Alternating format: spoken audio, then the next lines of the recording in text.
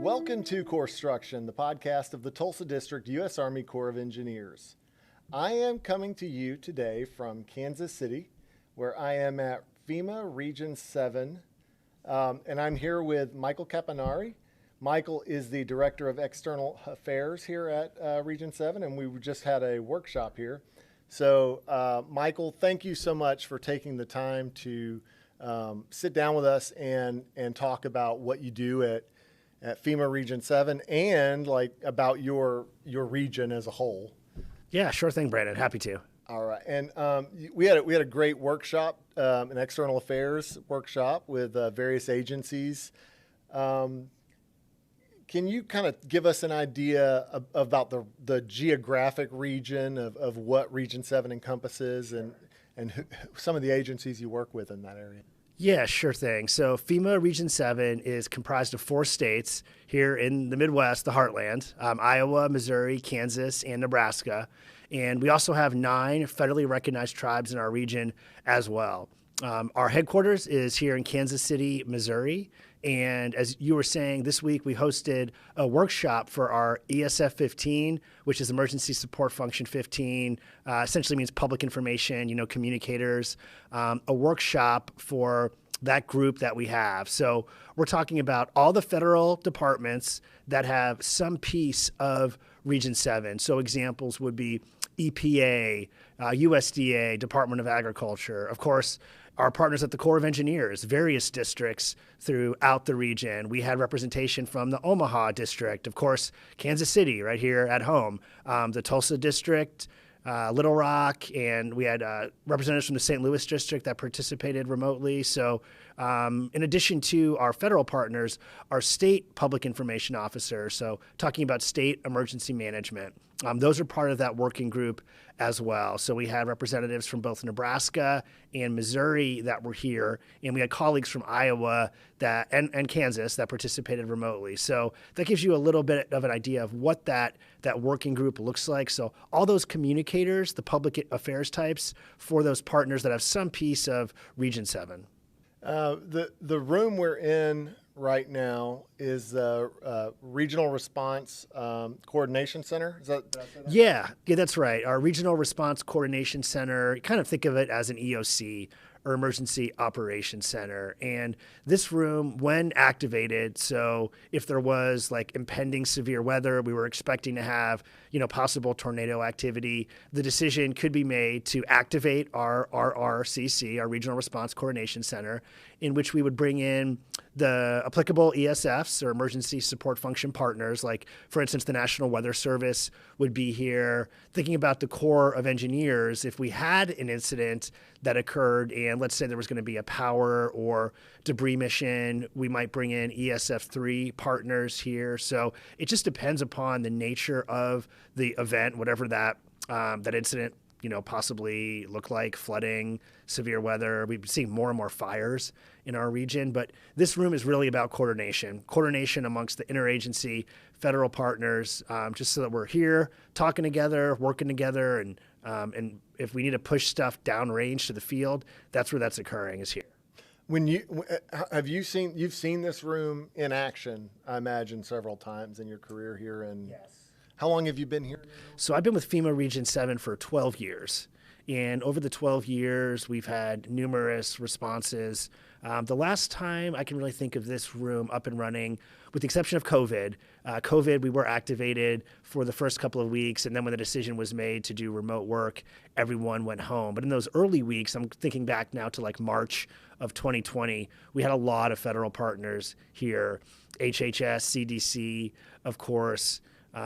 We had partners at our Cyber and Infrastructure Security Agency, just other partners in the room. In 2019, when we had significant flooding along the Missouri River that resulted in major disaster declarations in Nebraska, Iowa, and Missouri, our Regional Response Coordination Center was activated. And, to give you an idea, EPA at the time had an ESF-10 mission. We had a problem with orphan drums, essentially propane tanks that were floating along the Missouri River. So that obviously was a hazardous material concern. So we bring in our ESF 10 partners here to coordinate with us. USDA, we had a significant challenge, especially in Nebraska, with a lot of livestock that had unfortunately died due to blizzard conditions. And there was a pretty large carcass removal program, which I admit I was not familiar with. That's the point of this coordination center, is to bring in those partners that do have that area of focus so we can just better coordinate.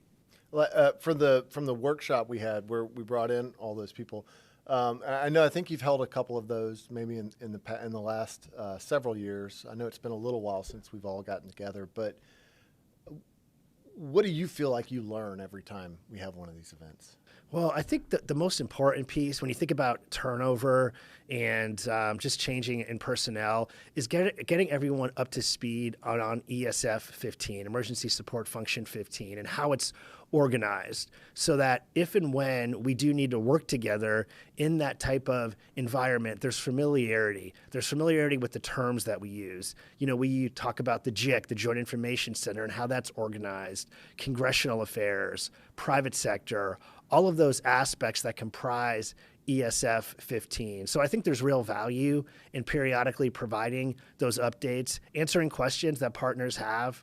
For us at FEMA, we live in that world, so it's really easy for us. But for other federal partners that aren't dealing with disaster activity, response, and recovery as frequently as we are, these terms can be kind of foreign. So we just want to get everyone up to speed, practice together, and then forging relationships, just getting to know folks. We often talk about you don't want to exchange your business card at a disaster. The extent to which we can get to know each other beforehand. I think there's a lot of value in that. Sharing best practices. These communicators that are part of this group all have a tremendous amount of experience. So I think there's real value to that. And just, it's kind of like that old adage of iron sharpening iron. You just want to learn from each other. So our the way our districts and our regions work kind of for the Corps and then for FEMA or for even the EPA, there's like overlap, but it's not like the same exact boundary, because like a lot of ours are based on watersheds and where water goes. And then the military construction missions are different. But in terms of like our district, so we have the southern half of Kansas from Council Grove south, basically that swath of Kansas. If something goes on in that particular region of Kansas, something comes through Wichita or through another area, and we have to respond, you all take over because this is your region. You all take over in terms of the FEMA response to that, and what kind of coordination do you think would go on there between our two departments? Yeah, we would be responsible for emergency management from the federal level for any type of incident that takes place in Kansas, Iowa, Missouri, or Nebraska. And I mentioned those tribal partners in our region as well. Now, when you think about events that potentially cross the state lines, let's say, Oklahoma, which is in FEMA Region 6, Kansas, which is FEMA Region 7 here, it's just at that point kind of like a matter of coordination and us working with the region, the other region. Like in that instance, it would be FEMA Region 6 if there were similar types of weather events. I would note, though, that disaster declarations have to be requested by a governor. So whether it's the governor of Oklahoma, Kansas, just to use this as an example, that's where our primary focus would be, is in helping the states and then bringing the applicable Army Corps districts alongside us. It was actually a couple weeks ago, or I want to say before the holidays. So yeah, it was more than a couple weeks ago. But we were down in Coffeyville, Kansas, in like the extreme southeastern portion of the state. And a colleague of yours, Bill Smiley, I believe his name was, emergency manager. Yeah, we were coordinating with. There was a lot of concern regarding a levee in the area and the amount of protection it was or was not or is not providing to the community, and what that can mean for them from a safety perspective. We got asked to come down there to talk about possible grant opportunities and any FEMA grant dollars they could use to help the area become more resilient. But we really coordinated well with our partners in the Tulsa District, and it was a meeting with city officials. There were, I think, members of like the county commission that were there. Senator Moran's office of Kansas really helped to put it together. So it was a number of officials in the area, and I think it went really well. We just talked through the possibilities that exist, and the Corps, from the federal perspective, really led that discussion. But it went really well. What do you enjoy most about, because you worked for FEMA in Washington D.C. before coming out here to Kansas City. What do you most enjoy about your work with FEMA? Yeah, so for 7 years, I worked at the Department of Homeland Security headquarters in the Legislative Affairs Office, FEMA being part of the department. But I was always working on FEMA items, but just at the departmental level. So my experience at that point in my life was very much kind of policy oriented. So worked a lot with oversight committees, a lot of legislative stuff, appropriations, which I find of interest. It was interesting, but you get kind of tired putting together talking points and working at that higher level, reviewing testimony, and having since come out to FEMA for the past 12 years now, it's been great getting to be more hands-on. What I mean by that is actually deploying out after a disaster, which of course none of us want to occur, but to the extent that we can help people bounce back, just kind of point them in the direction forward. It's just a great sense of, it's a great feeling inside, the extent to which we can help people in those difficult situations. So that's been a great experience for me, having come out to FEMA and deployed within the region, Nebraska, Missouri, Iowa in particular. We just haven't had as many, and I'm knocking on wood as I'm saying this, as many larger disaster declarations in Kansas in the past 12 years, but also deploying outside of the region. 16, 17, and 18, I was in Florida after Matthew, Irma, and Michael, assisting with the response there. Louisiana over the years, New Jersey, et cetera. So just a real sense of value in helping folks more hands-on. As much as you want to get out and help people, and as much as I know I've enjoyed my deployments with the Corps through FEMA, through mission task orders or mission assigned task orders. There's something exciting about going and trying to be able to do something good. And that's something I've talked to people about. And, what really struck me while we were here for the workshop was that, I was on a mission, and there was a FEMA person who was in the area of operation there with me, Ariana French. And I hadn't met her face to face. We'd only spoken on the phone. But when I was coming over for my deployment, I was told, hey, she's your point person to go to.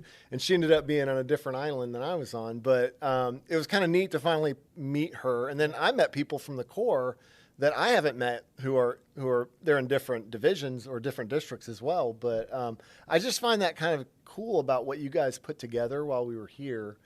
And I just think it was so great, and you and your staff with Barb Sterner and Hannah and Dallas, you guys did such a great job, and I just want to say thank you for making it such a good experience for all us, because I think we all benefited from it. Yeah, no, I appreciate that. I think FEMA, we have such a great mission, and it sounds kind of simple, helping people before, during, and after disasters, but it really is a great mission. And bringing in our federal partners, whether it's like you were just saying, Brandon, a mission assignment to the Corps of Engineers, Environmental Protection Agency, whoever it might be. In my experience, when we're working together in that response environment, everyone is in it for the affected community. Everybody wants to help those neighborhoods and individuals that are looking for some type of direction forward and, some type of help.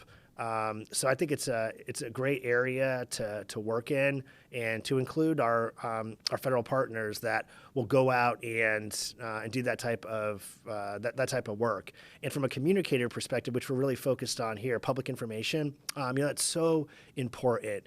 And when we think about being coordinated as a federal family, whether you're responding in, Louisiana, Puerto Rico, Hawaii, wherever it might be, the extent that we can stay coordinated together and speak with one federal voice, understanding, of course, every department and agency is going to want to talk about their unique activities, and that's, totally not just fine, but understand we want to be able to highlight those, but to be able to do it in a coordinated way. So when we push stuff out to the public, we're not tripping over each other.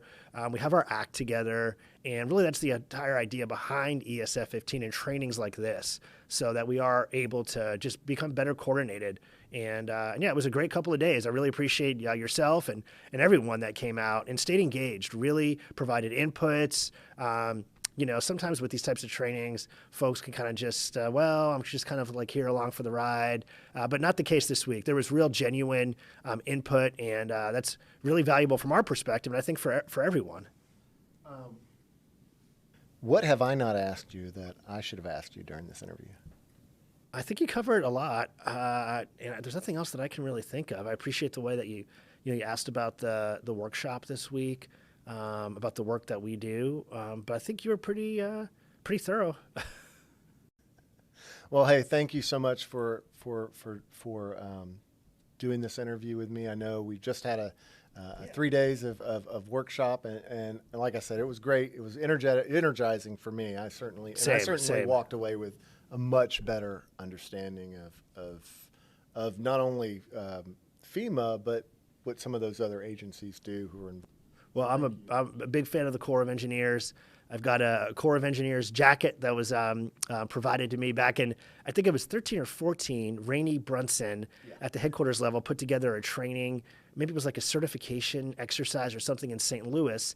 And myself and Barb Sterner came out to provide an ESF 15 training. And as kind of a nice gesture, they gave us a windbreaker, one of those bright red and white windbreakers. So I've got that in my closet, and really proud to have it. And just can't say enough thing about the Corps of Engineers. Great partners. Well, if you ever decide to have to wear that thing full time, let us know. Maybe you can. Okay. Thank you for joining us for Corpstruction. Corpstruction is a production of the Tulsa District U.S. Army Corps of Engineers Public Affairs Office. This episode of Corpstruction is brought to you by Federal Emergency Management Agency, Region 7, External Affairs. Thank you for joining us, and have a great day.